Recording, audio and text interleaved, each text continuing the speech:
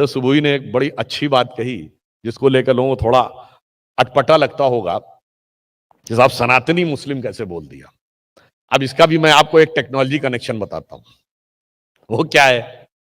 अगर मैं आपसे पूछूं कि मुस्लिम समाज में आज तक फंडामेंटल साइंस में नोबेल पुरस्कार पाने वाला कोई एक व्यक्ति बताइए। The only Muslim scientist who has got a Nobel prize in fundamental any subject of fundamental science, it was Mr. Abdul Sadd of Pakistan. He got in 1973, who was born in undivided India. और पूरे आलमे इस्लाम में अगर सबसे बड़ा scientist पैदा हुआ है कोई पिछले 100, 125, 200, 300 साल में, तो डॉक्टर एपीजे अब्दुल कलाम जो भारत में हुए। एक जमाने में इस्लाम में भी बहुत विजडम हुआ करता था जब बैतुल हिकमत बगदाद का था। और आपको पता है बैतुल हिकमत जब बगदाद में बना, देखिए कैसे माइंडसेट कहां से कहां चला जाता है। अभी आप लोगों ने कुछ दिन पहले वो देखा होगा ना, हागिया सोफिया की जो कंट्रोवर्सी टर्की में। मजेदार बात जानते क्या थी? जब बैतुल हिकमत यानी यूनिवर्सिटी ऑफ नॉलेज बगदाद में बनी, उसका जो फर्स्ट चीफ था वो कौन था? His name was Ishaq bin Hunain. He was not a Muslim, he was Christian. और वो उस समय रोम के एम्पायर जस्टिनियन के पास भेजते हैं अपने लोगों को कि साहब आप यहां बहुत सारी किताबें रखी हुई हैं, इन्हें हमें दे दीजिए। तो जानते क्या होता है? वो अपने जो सलाहकारों के साथ बाकायदा सलाह करता है कि भाई ये लोग मांग रहे हैं, दे दिया जाए कि नहीं। आप सोचिए उस समय उनके अंदर कट्टरपंथी विचारधारा थी। उसके सलाहकार कहते हैं जो हमारी किताब में लिखा इसके अलावा जो बाकी सब लिखा है तो बेकार है, इनको दे दीजिए, ये अपने आप निपट जाएंगे। वो दे देते हैं। उसके बाद ऊंटों में रख के हजारों हजार लाखों किताबें लाई जाती हैं और वहां से नई यूनिवर्सिटी बनती है। उसमें बहुत सारी नई चीजें निकली। आप में शायद बहुत से लोगों को नहीं पता होगा कि कोलंबस जब भारत को खोजने निकला था तो उसने जिन नक्शों का प्रयोग किया था, वो नक्शा बनाने वाला अल इदरीसी अरब का था और मुस्लिम था। मगर आज क्या स्थिति हो गई? आज जानते क्या स्थिति हुई? कि एक बार मैं पहले भी बता चुका हूं, एक टीवी डिबेट में जब ये बात होने लगी कुछ दिन पहले, आपको ध्यान हो ना कि 2-3 साल पहले की बात है कि गूगल के ऊपर भिखारी टाइप करो तो इमरान खान की फोटो आ जाती थी। उसको लेके पाकिस्तान ने ऑब्जेक्शन किया। उसने कहा कि साहब चूंकि गूगल का चीफ इंडियन है तो इंडिया ने मैनिपुलेट किया हुआ है, इसलिए गूगल पे भिखारी टाइप करो तो पाकिस्तान के प्राइम मिनिस्टर की फोटो आ जाती है। तो एक टीवी डिबेट में एक पाकिस्तान की पत्रकार महोदया ने हमसे आपत्ति की। मैंने कहा आप बिना वजह परेशान हो रही हैं, हमारे यहां सिर्फ गूगल का चीफ नहीं है, माइक्रोसॉफ्ट का चीफ भी हमारा है, पेप्सी का चीफ भी हमारा है, मास्टर कार्ड का चीफ भी हमारा है, एक समय में सिटी बैंक का चीफ भी हमारा था। इतने बड़े बड़े ऑर्गेनाइजेशन के चीफ हमारे हैं। हम 75 साल में यहां पहुंचे। बेसिकली तो हम और आप बाई डीएनए तो एक ही थे, मगर आपके यहां कौन कौन से चीफ है? लश्कर तैयबा का चीफ है, जैश ए मोहम्मद का चीफ है, अलकायदा का चीफ है।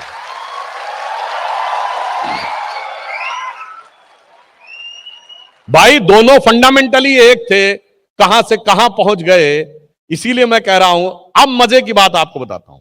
अब्दुल समद जिनको की पहला पुरस्कार मिला, उनको बाकायदा पाकिस्तान की पार्लियामेंट ने एक एक्ट पारित करके, क्योंकि वो अहमदिया सेक्ट के थे, उनको गैर मुस्लिम घोषित कर दिया। मतलब इससे ज्यादा मजेदार बात नहीं हो सकती कि अगर रोज होके आपको एक कोई साइंटिस्ट मिल गया वो बाहर।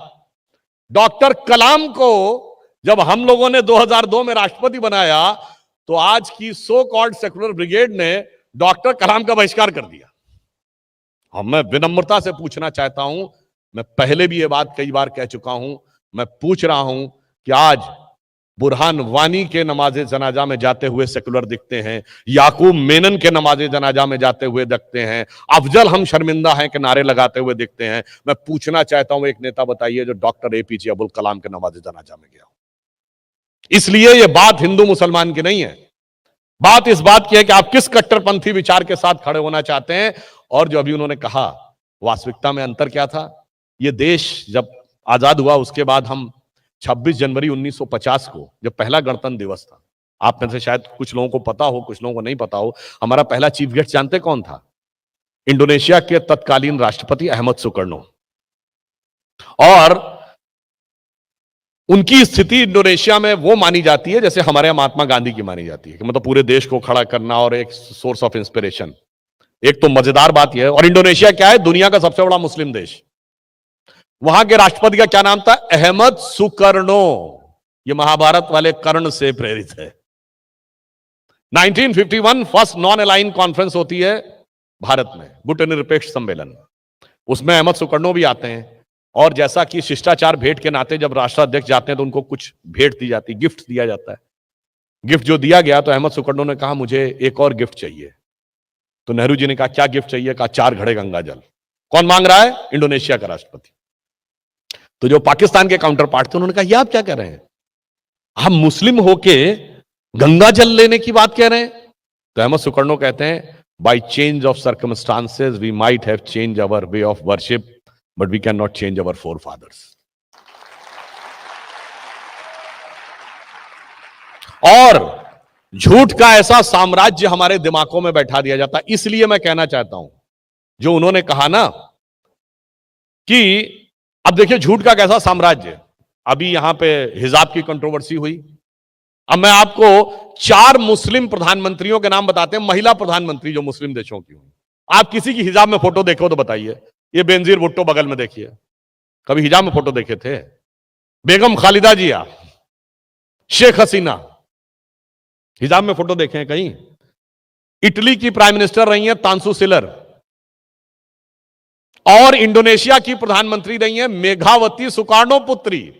देखिए मजेदार बात देखिए, मुस्लिम है, नाम क्या है, मेघावती सुकार्णो पुत्री। और मोहम्मद साहब की डायरेक्ट डिसेंडेंसी में सिर्फ एक ही परिवार है, शाह हुसैन ऑफ जॉर्डन। मोहम्मद साहब के परिवार को अहले बैत कहते हैं। सबसे मुकद्दस मुकाम उनका इस्लाम में माना जाता है। शाह हुसैन ऑफ जॉर्डन की 4 बीवियां हैं, एक की भी आप हिजाब में फोटो नहीं दिखा सकते। मगर उसके बावजूद भारत में उसको मुद्दा बनाना है। मुद्दा बनाना किस लिए है कि लड़ाई लगवानी है, टकराहट करवाना है। टीबी डिबेट में हम लोग थे, जैसे आज हमको इनको सुबह को सुनने का मौका मिला तो बहुत अच्छा लगा। टीबी डिबेट में तो 1-1.5 मिनट बोलना होता, उसमें भी चिल्ला चिल्ली होने लगती कई बार, तो विषय अलग हो जाता है। बहुत सी हमारी मुस्लिम महिलाएं और बच्चियां जो इस कंट्रोवर्सी के बाद टीवी पे हिजाब पहने आई थी, तमाम के सोशल मीडिया के पुराने जो उसमें फोटोएं पड़ी थी वो जीन्स और टॉप में थी। बहुतों ने अपने सोशल मीडिया अकाउंट डिलीट कर दिए। इसका अर्थ यह हो गया कि कहीं ना कहीं यह मुद्दा क्रिएट किया गया आपस में, आपको टकराहट क्रिएट करने के लिए। इसलिए मैं कहना चाहूंगा एक बात और, जो उन्होंने एक सनातनी मुस्लिम जैसा वर्ड यूज किया। आज पूरी दुनिया में जो कॉन्फ्लिक्ट है वो किस बात का है? पूरी दुनिया में कॉन्फ्लिक्ट सिर्फ ये नहीं है, कोई भारत में ये वाला कॉन्फ्लिक्ट नहीं है कि हिंदू मुसलमान का कॉन्फ्लिक्ट है। अगर मैं आपसे पूछूं कि इस दुनिया में एक देश बताइए जिसपे इस्लाम के सारे फिरके पाए जाते हो, वो 56 के 56 मुस्लिम देशों में से एक भी नहीं है, वो सिर्फ भारत है। सूफीज्म इतना बड़ा एक केंद्र है इस्लाम का। कहा जाता था सबसे बड़ा सूफीज्म का सेंटर क्या था? कश्मीर। सूफीज्म के 4 सिलसिले हैं, नक्शबंदी, सोहरावर्दी, चिश्ती और कादरी। मैं चुनौती से पूछता हूं 4 में से एक का सेंटर बता दें आज कश्मीर में, फिनिश। यह बताइए, विवादित ढांचा को गिरने, यानी जिसको तथा कथित बाबरी मस्जिद कहते हैं, तो उसका तो हल्ला बहुत सुनाई पड़ता है। इस देश में एक मजार जला दी गई, उसका किसी ने उल्लेख किया? डिस्ट्रॉय कर दी गई चरारे शरीफ, वो सूफीज्म का प्रतीक थी। किसने किया? मस्तगुल ने, पाकिस्तान स्पॉन्सर्ड था। किसने किया? कहता है कि साहब मजार तो जो वो एंटी इस्लामिक है, इसलिए इसकी जरूरत नहीं है। इसलिए मैं कहना चाहता हूं, बाकी का सौहार्द तो छोड़िए, इस्लाम के अंदर भी जो कोहेरेंस है उसका जवाब इसी भारत की धरती से मिलता है। और इसीलिए मार्क टली जो बहुत बड़े पत्रकार हैं, हो सकता है विनोद जी को तो कभी उनसे बातचीत करने और मिलने का भी अवसर मिला हो, उन्होंने 2019 में एक किताब लिखी। उन्होंने कहा Muslims in India are the luckiest, और उसका उन्होंने रीजन ये दिया कि वो दिल्ली में रहे लगभग 26-27 साल। उन्होंने कहा मैं 3 दशक दिल्ली में रहा, निजामुद्दीन एरिया में, जहां सड़क के एक तरफ हजरत निजामुद्दीन औलिया की दरगाह थी और दूसरी तरफ तबलीगी जमात का ऑफिस था। उन्होंने कहा दुनिया में कोई मुस्लिम देश होता तो 3 दशक तक के साथ नहीं रह सकते थे, एक ने दूसरे को डिस्ट्रॉय कर ही दिया होता। पर भारत के मुसलमान इसलिए सौभाग्यशाली हैं कि वो अपने मजहब में जैसे चाहे वैसे इबादत कर सकते हैं, जो स्वतंत्रता उन्हें कहीं नहीं मिलती। इसलिए उसने कहा, और जिसको आप सो कॉल्ड गंगा जमुनी तहजीब कहते थे, जैसे कहा गया रसखान के लिए कहा गया, वो तो रसखान ने तो क्या लिखा था कि मानुस हो तो वही रसखान, बसों ब्रज गोकुल गांव के ग्वारन। मतलब पहले तो कह रहे हैं मुस्लिम होने के बाद मेरा अगला जन्म हो, क्या हो, मनुष्य के रूप में, तो गोकुल में ग्वाल बालों के बीच में। जो पशु हो तो कहा बस मेरो चरो नित नंद की धेनु मजारन। अगर पशु बनूं तो गायों के बीच में जो नंद बाबा की गायें थी, और पाहन हो तो वही गिरिकोज धरे कर छत्र पुरंदर धारण। पत्थर बनूं तो उस पत्थर के गोवर्धन पर्वत के जिसे भगवान कृष्ण ने ऊपर उठाया था। और जो खग हो तो बसेरो करो कहूं कालिंद कूल कदम्ब की डारन। और पक्षी बनूं तो जमुना के तट पर कदम के वृक्ष पे ऊपर जाके निवास करूं, जहां पर कि भगवान कृष्ण मुरली बजाया करते थे। और इतना ही नहीं, देखिए वो वेद पे क्या आस्था व्यक्त कर रहे हैं। वो भगवान कृष्ण के छोटे रूप में कह रहे हैं कि शेष गणेश महेश दिनेश सुरेश जाहि निरंतर ध्यावे। यानी ब्रह्मा विष्णु महेश और गणेश सब जिसकी स्तुति करते हैं। और जाहि अनादि अनंत अखंड अछेद अभेद सुवेद बतावे। जो अनादि अखंड है, जिन्हें वेद बता रहे हैं, ताहि अहीर की छोहरियां छछियावर छाछ पे नाच नचावे। आप सोचिए, कोई कल्पना। और आपको मजेदार बात पता है, यह माना जाता है कि सैयद इब्राहिम रसखान का जन्म काबुल में हुआ था। आज काबुल कहां है, क्या स्थिति है काबुल में। इसलिए मैं कह रहा हूं, भारत और भारतीयता में वो शक्ति है, वो क्षमता है कि सबकी श्रेष्ठतम गुण यहीं से आके निकलते हैं।